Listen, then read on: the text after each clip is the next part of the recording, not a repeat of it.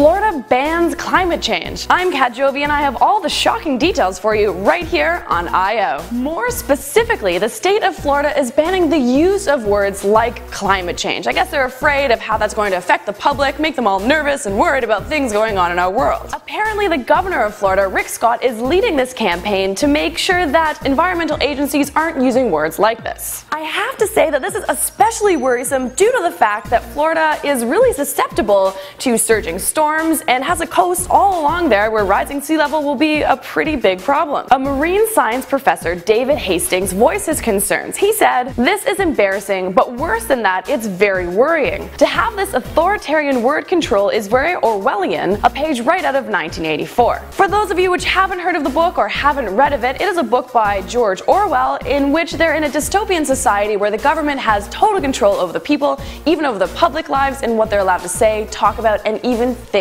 The governor's office is denying it at this point and saying that it just isn't true. However, people who used to work for him are saying that there were unwritten policies where they weren't allowed to use these words. Climate change, global warming, rising sea levels, and sustainability, those are all off the list. They didn't want them using them at all. I'm sure some people think it'd be nice if we just didn't use these words, maybe it just wouldn't exist, but it just isn't how the world works. These things are happening and we have to be made aware of them. What do you guys think? Do you think that we should stay away from certain words because they're too scary? Or do you think the public should know what's going on? Let us know down below.